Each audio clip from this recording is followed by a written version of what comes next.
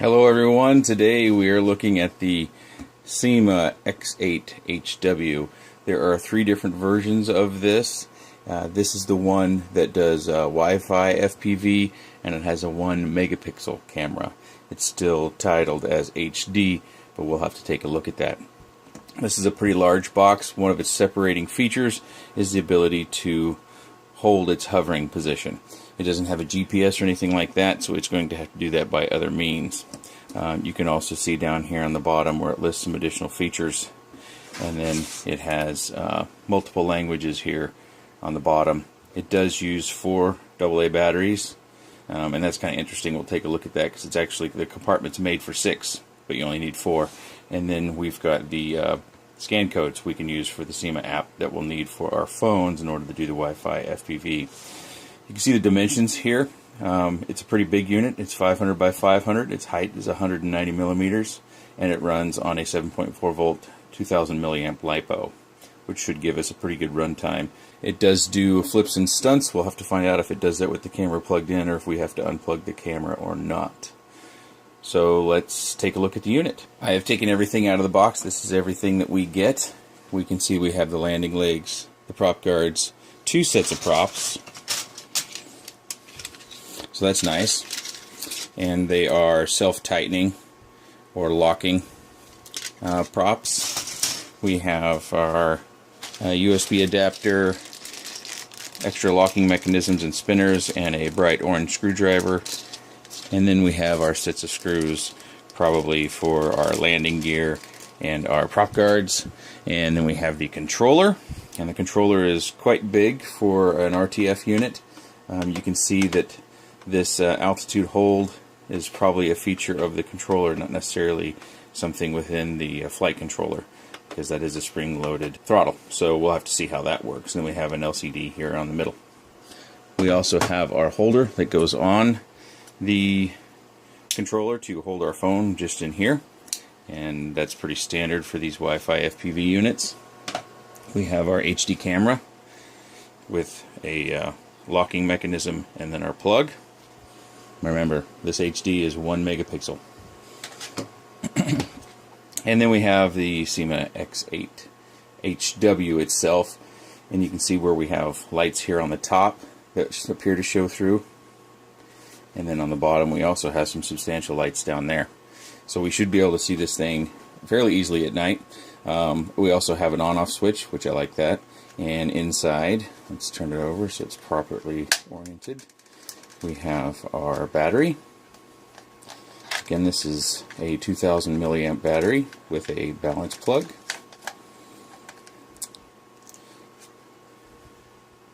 As it says right there. And has nice silicone wires. It's not the vinyl or plastic coated. And here you can see the connectors here.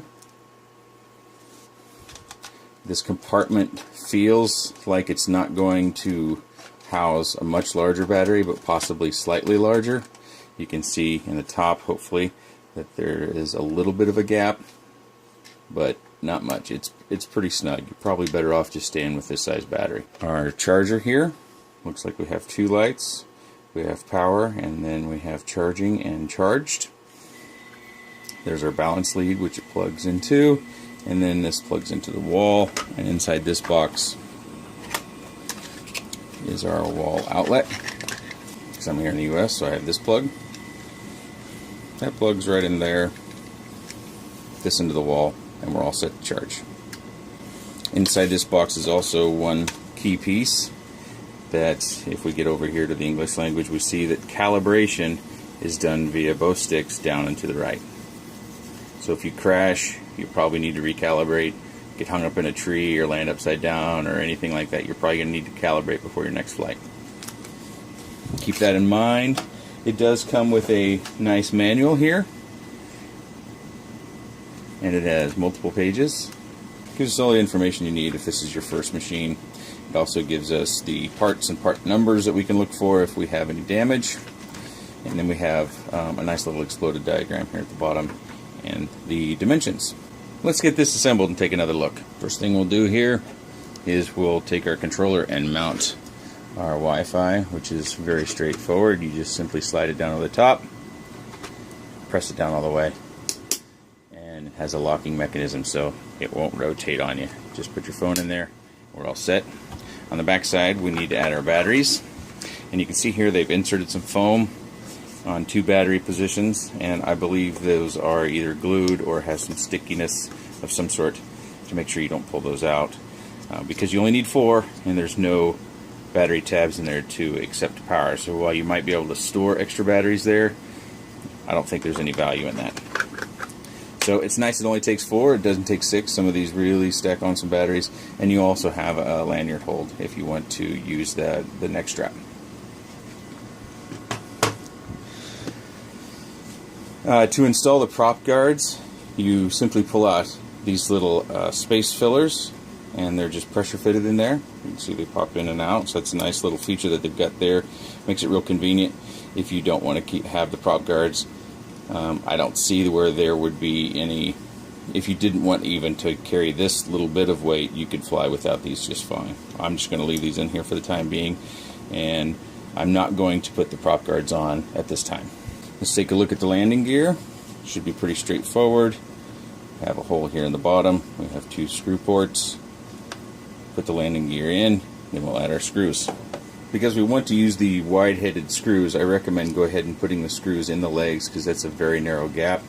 You'll probably need to use a pair of needle nose in order to put those in there, and then we can secure them down. While we have the belly exposed, let's take a look at the motors. And I've already removed screws from here and here. There's just the 2 holding this bottom pod in. We remove that. And we can see that the motors have plugs, so they're not hardwired in or anything of that nature. And we can also see the size of the motor. It's a fairly substantial brushed motor, so it should have plenty of torque and power. And motor replacement will be quite simple when you just purchase a new one and you plug it back in. While we have the motor pod replaced, let's go ahead and install the camera. This is the rear with the battery compartment. And we have our plug. It goes directly into this port. And this simply slides into the holding mechanism. If you need to release, there's a button here on the back. We press down on this button and we slide it forward. So this button is the locking mechanism. As you can see, as I press on it, this locking mechanism goes down.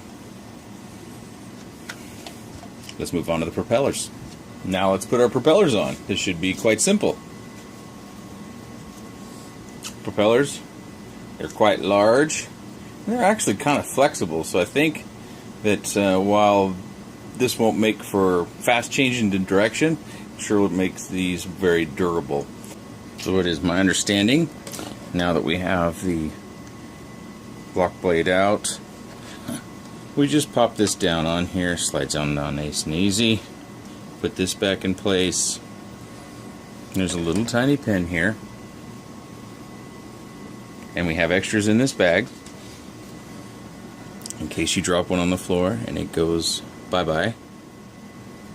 And we just put it right inside this hole, spread it evenly, and then inside here is a little twist locking mechanism. We turn that, lock it down, and we put our spinner on, which doesn't feel like it goes down all the way. That's it. That's as far down as it goes. But the blade's locked in place, and that's what we care about most. So we do that 4 more times. Alright, so it looks pretty good. We've got all the blades on. And if anybody was curious about the blades, if you pay close attention, you'll see that we have a B here. It's upside down in our view. And we have an A here. And on the blades themselves, hopefully I can grab 2 that are marked. See where it says B1 and A2.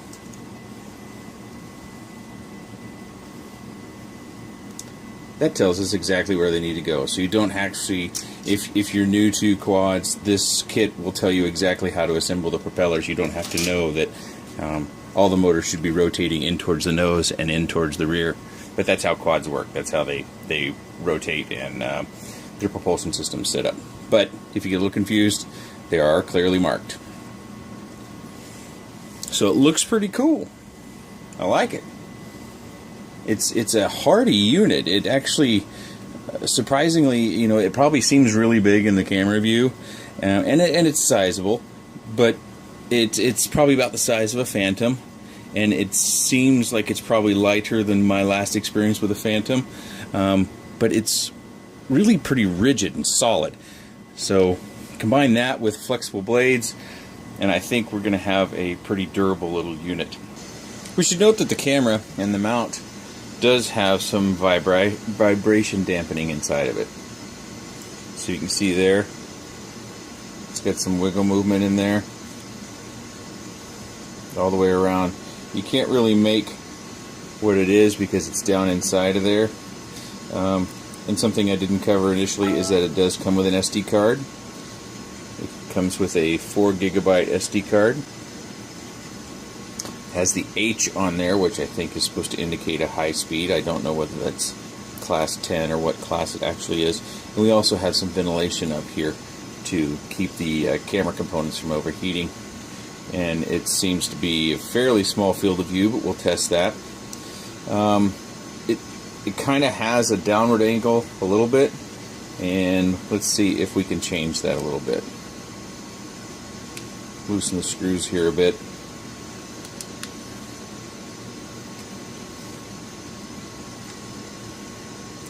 Doesn't seem to want to change angles, so let's go ahead and take it apart and see if it's even a possibility. Normally when a camera has angles it can change. It's got a system where you'll hear it click as you move it, and I don't feel that here. No, it does look like it's going to have a pretty static. If you look at that square, you can see that it's slightly angled, and that goes right into these slots that are also square. So the angle is going to be fixed, but we do have the vibration dampening. Let's take a closer look at the remote here. I've put the 4 batteries required inside.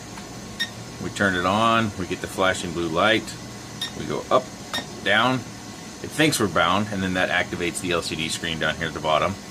We have our signal. It tells us we're in mode 1, so we'll need to switch that.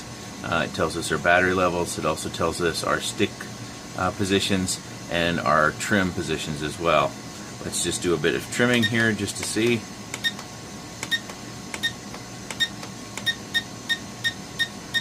So we get the beeps, and it does take quite a few to get the LCD to change there. Oh, solid beep indicates center. On our stick travel, you can see that it shows us where we're at with our sticks, and then in the center we get the right stick.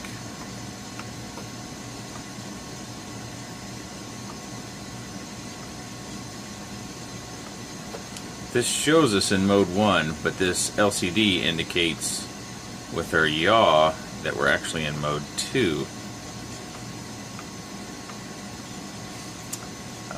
Also, we have the rate button here. We have 2 rates, high and low, and this button also indicates the headless function. So 2 beeps is the high rate, 1 beep is low. If we hold it in, we're in headless mode.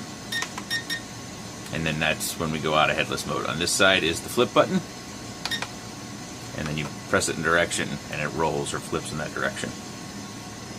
This is in mode 1, and switching between modes should be relatively easy. It says in the manual to press the B button to the right. There's no label in the manual as to what the B button is, but I'm going to assume it's this one. So we're going to press this to the right, turn it on, there's our loud beep, and it switched to mode 2.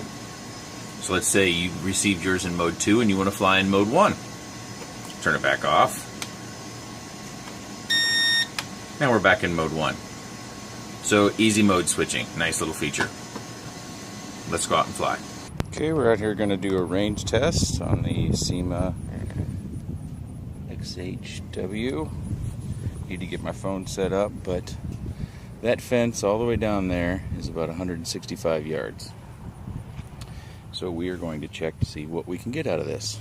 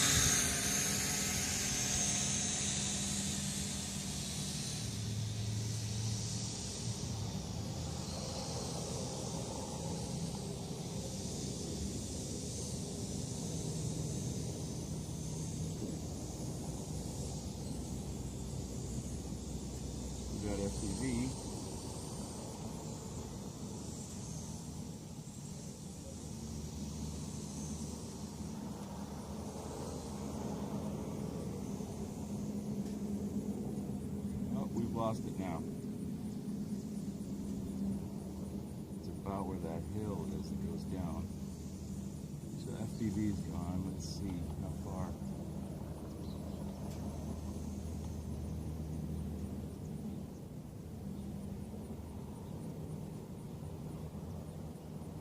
I can't quite tell how far that is. I can barely see the thing. I'm going to start to bring it down a little bit.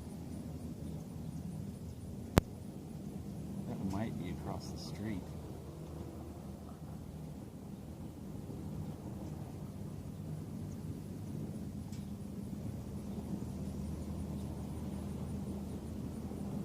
It's just in front of the fence. I'm going to bring it down and land it.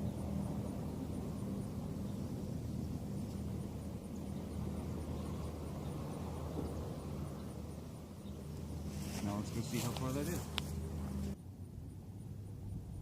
As we get to the quad, that we find that we're not quite as close to the fence as I'd originally thought, but I could barely see the quad itself. We pace off about 11 steps, so that ends up being about 6 meters from the fence, so about 160 meters of tested range, and we still had control. Now I'm just going to fly it back, going to fly it towards the ground camera, have a little fun while I'm out. It's actually a nice day. There's not too much of a breeze, sunny, but a little bit of clouds. I have some more footage I'll show you at the end, and that is not as nice because there's smoke all over the neighborhood from all the fireworks, and it's overcast, and it's raining off and on during the day. Kind of misty air. Overall, you know, I'm impressed with the FPV. When you get yourself out away from where you have interference from home Wi-Fi and other things, the FPV works pretty well. I would estimate on the range of the FPV you get all of the 30 meters advertised. And the nice thing is that it will continue to record even when you lose the FPV on your screen.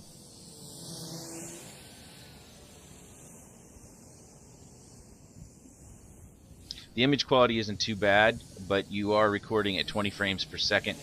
Even though it has a resolution of 720p, it's not what we've come to know as high definition. The bit rate is substantially lower than 720p. You cannot do any flips and rolls with the camera attached, so you see here in a minute or two I go ahead and land it and I remove the camera. The altitude hold feature works surprisingly well. You can just take your hand off the sticks and it will take its last height and hold it. Sometimes it bobs slightly if you're watching real closely, but for the most part it stays where you left it.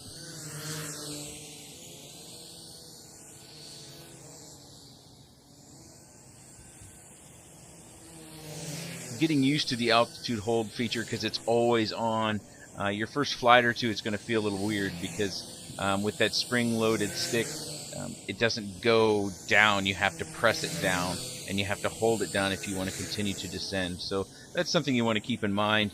Your first few flights, it's going to feel a little awkward, but overall, I thought the feature worked pretty well, and you can get used to the fact that it doesn't descend with that spring-loaded throttle quite like it does normally.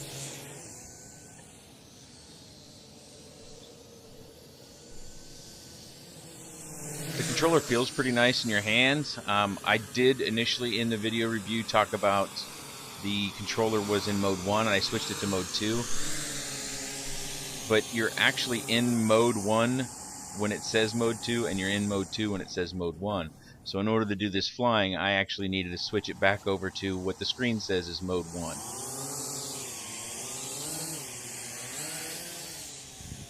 You see that I've removed the camera now and I'm just going to do some flying around. This ground footage isn't great because I get out of frame quite a bit, but it does give us a pretty good visual of how the quad flies. I like how it sounds. It sounds very almost Harley Davidson like in the motorcycle round. Sounds powerful. Sounds like it's going to give us lots of propulsion. And yes, I have crashed it a number of times and it has just come back for more. I haven't had any problems with any sort of damage to the quad. The two halves of the shell came slightly apart and I just popped it back together. I didn't even take any screws out. I just wedged a key in there of all things and pushed it back in. I've got some scuff marks on the spinners. I do suggest you leave the spinners on That will take some of the strain off the motor stems.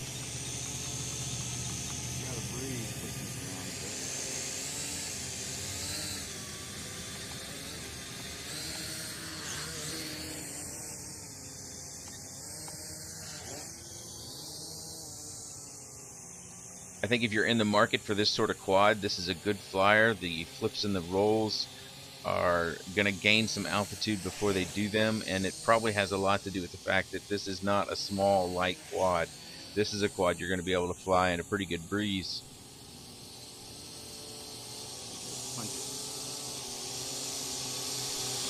Do a little example of a punch out there. It does take right off. The camera doesn't necessarily give you a great feel for what kind of thrust it does have. That was just a fireworks. There wasn't a drive-by.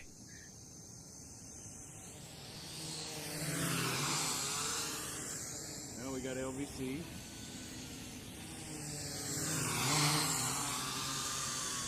The LVC warning is kind of long.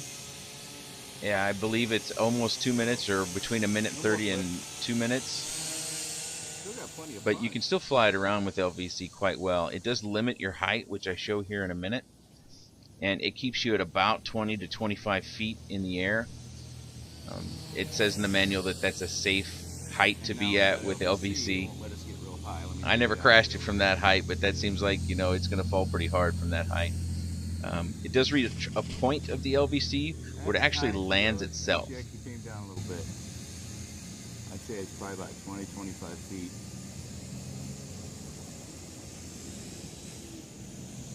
That's as high as she'll let us go for LVC.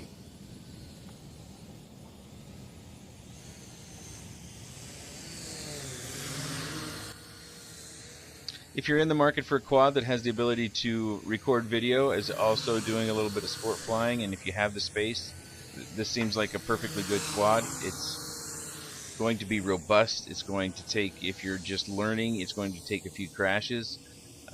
You won't be running out for parts all the time. It does come with extra propellers, and you can also put the prop guards on to help protect those propellers if you wish.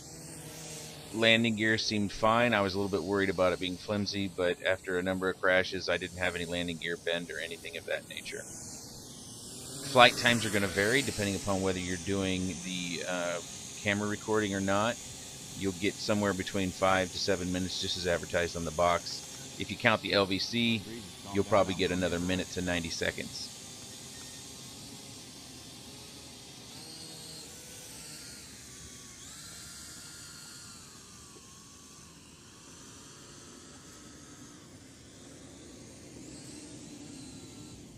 Altitude hold still works whenever you let off.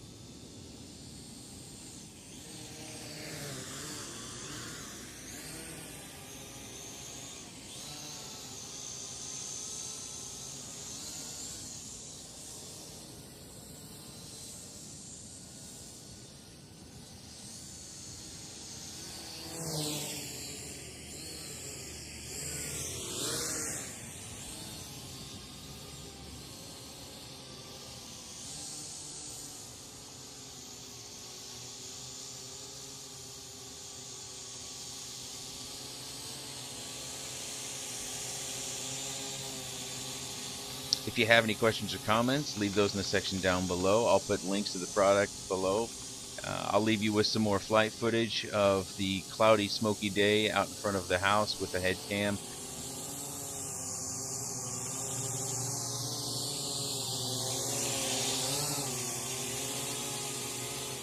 This is the review of the Syma X8HW, and I thank you for watching.